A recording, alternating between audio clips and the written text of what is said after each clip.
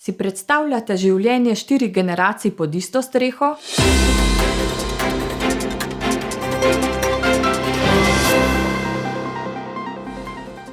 Pozdravljeni v Evropskih stoječih novicah. Otroci, starši, stari starši, prastarši. V zadnjih letih se je močno povečalo število 4-generacijskih družin.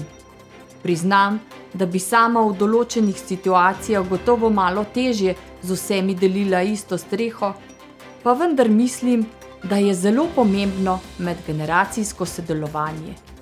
Danes v sodobnem svetu velikokrat slišimo to besedno zvezo.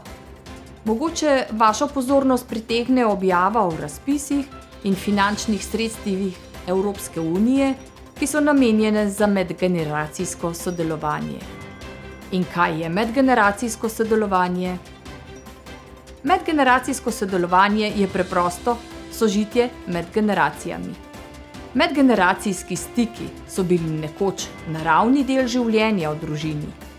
Današnja družba se sooča tudi s spremembami družinskih oblik in s tem dinamike družinskih vezi, vendar pa raziskave kažejo, da močna povezanost generacij in medgeneracijska solidarnost v družinskem krogu še vedno obstajajo. Medgeneracijsko sodelovanje lahko razumemo na 2 načina.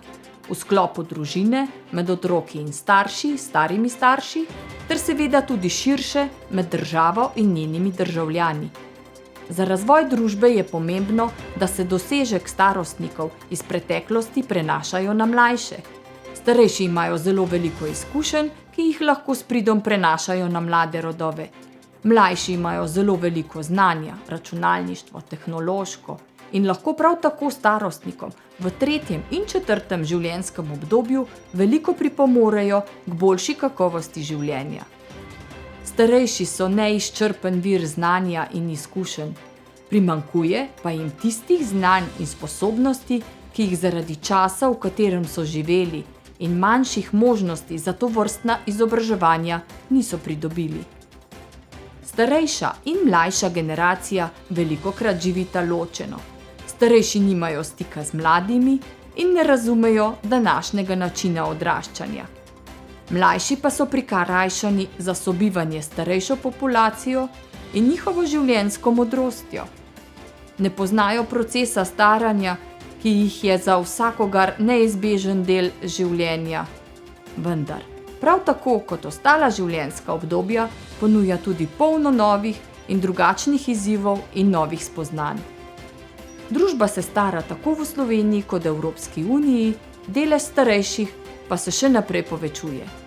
1. januarja 2020 je bilo število prebivalcev Evropske unije ocenjene na 437 milijona. Mladi do 14. leta so predstavljali 15% prebivalstva, največji delež mladih je bilo tako na Irskem, sledi Francija, Švedska, najnižji delež pa v Italiji, Malti in nato na Portugalskem. Starejši ljudje, stari 65 let ali več, so predstavljali 20,6% delež. Največji delež starejših so imeli v Italiji, sledita Grčija in Finska ter Portugalska. Najnižji delež pa je imela Irska in Luksemburg.